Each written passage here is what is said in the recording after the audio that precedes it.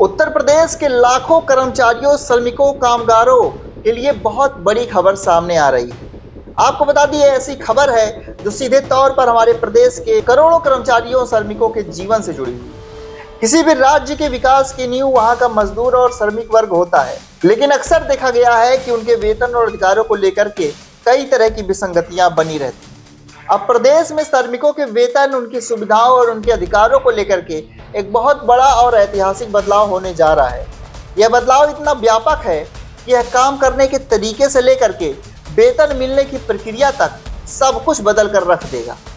अब तक हमारे सिस्टम में मजदूरों को मुख्य रूप से 3 श्रेणियों में बांटा जाता था। पहली अकुशल, दूसरा अर्धकुशल और तीसरा कुशल।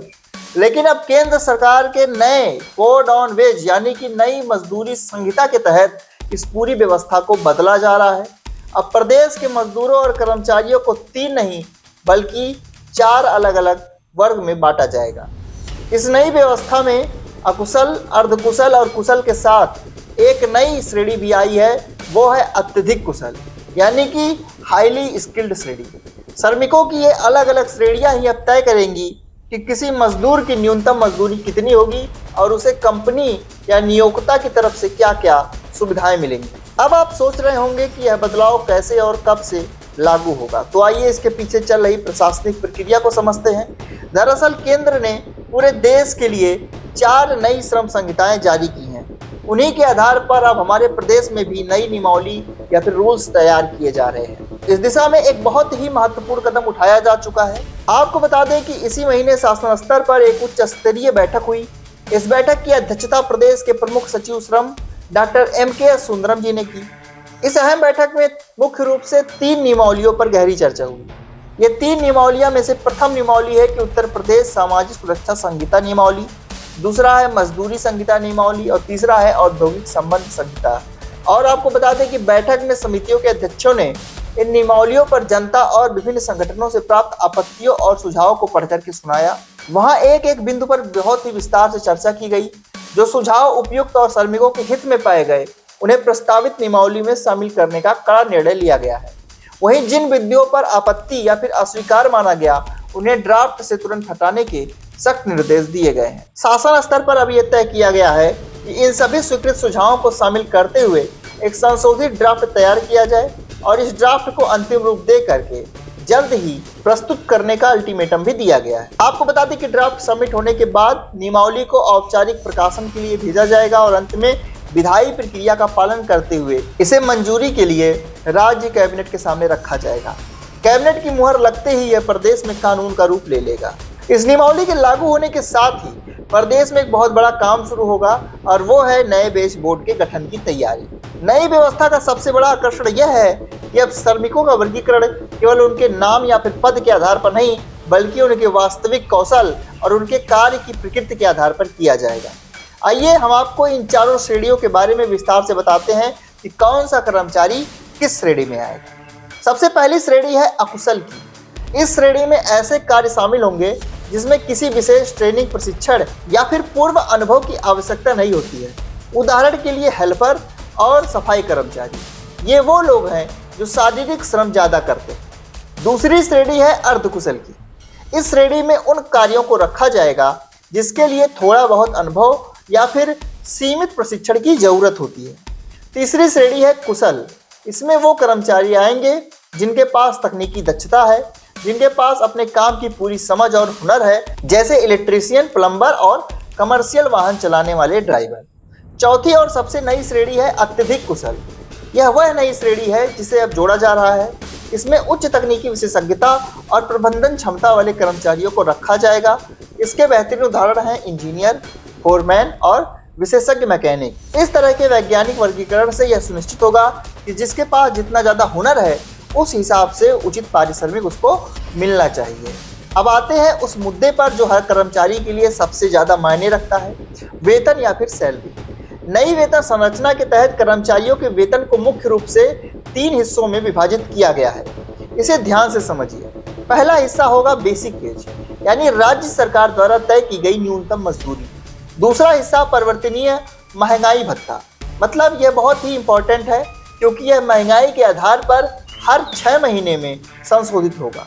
यानी जैसे जैसे बाजार में महंगाई बढ़ेगी, हर 6 महीने में कर्मचारियों का यह भत्ता भी बढ़ेगा। तीसरा हिस्सा है कि अन्य भत्ते। यहाँ नियमों में एक बहुत ही सख्त और बड़ा प्रावधान किया गया है।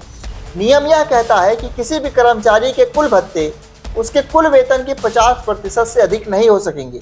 इसका मतलब है कि बेसिक सैलरी और महंगाई भत्ता मिला करके कम से कम 50% होना ही चाहिए, जिससे पीएफ और ग्रेच्युटी जैसी सामाजिक सुरक्षा का लाभ कर्मचारी को ज़्यादा से ज़्यादा मिल सके। इस नए कोड ऑन वेज में केवल कर्मचारियों के अधिकारों की बात नहीं की गई है, बल्कि नियोक्ताओं यानी कि कंपनियों, फैक्ट्री मालिकों और ठेकेदारों की जिम्मेदारियां भी काफ़ी बढ़ाई जा रही हैं। सबसे बड़ा बदलाव यह है कि अब सभी कर्मचारियों को वेतन पर्ची देना पूरी तरह से अनिवार्य होगा। यह सैलरी स्लिप लिखित रूप में या फिर डिजिटल फॉर्मेट में दी जा सकती है। अब कोई भी ठेकेदार यह नहीं कहेगा कि सैलरी स्लिप नहीं मिलेगी। साथ ही सरकार डिजिटल भुगतान को बहुत आक्रामक तरीके से बढ़ावा दे रही है। ऐसा इसलिए किया जा रहा है ताकि वेतन भुगतान में पूरी पारदर्शिता बनी रहे और नगद भुगतान के नाम पर होने वाली गड़बड़ियां जैसे मजदूरी काट करके देने की प्रथा पर पूरी तरह से रोक लग सके।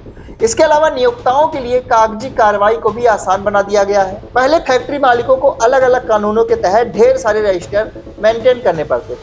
अब उन सभी अलग अलग रजिस्टर के स्थान पर सिर्फ एक मास्टर रजिस्टर रखने की व्यवस्था की जाएगी। इससे कागजी प्रक्रिया और लेबर इंस्पेक्टरों के निरीक्षण से जुड़ी जटिलताएं काफी कम हो जाएंगी। अब हम बात करते हैं वर्तमान मजदूरी दरों की और यह जानने की कोशिश करते हैं कि अत्यधिक कुशल श्रेणी में आने से वेतन में कितना उछाल आ सकता है। वर्तमान में प्रदेश में भौगोलिक आधार पर 3 श्रेणियों में वेतन तय होता है। श्रेणी 1, इसमें गौतम बुद्ध नगर, नोएडा और गाजियाबाद जैसे महंगे जिले आते हैं। श्रेणी 2, इसमें नगर निगम वाले बड़े जिले आते हैं। और श्रेणी 3, इसमें प्रदेश के अन्य सभी जिले शामिल होते हैं। राज्य सरकार द्वारा इसी साल अप्रैल में बढ़ाई गई अंतरिम मजदूरी के अनुसार वर्तमान में जो दरें हैं वो हम आपको बताते हैं। अकुशल श्रमिकों की न्यूनतम मजदूरी 12,356 रुपये से 13,690 रुपये के बीच है। अर्धकुशल श्रमिकों की न्यूनतम मजदूरी 13,590 रुपये से 15,059 रुपये तक है और कुशल श्रमिकों की न्यूनतम मजदूरी 15,224 रुपये से 16,868 रुपये तक निर्धारित है। लेकिन जब ये नया वेज बोर्ड लागू होगा तो मजदूरी दरों में बड़ा बदलाव होना लगभग तय है।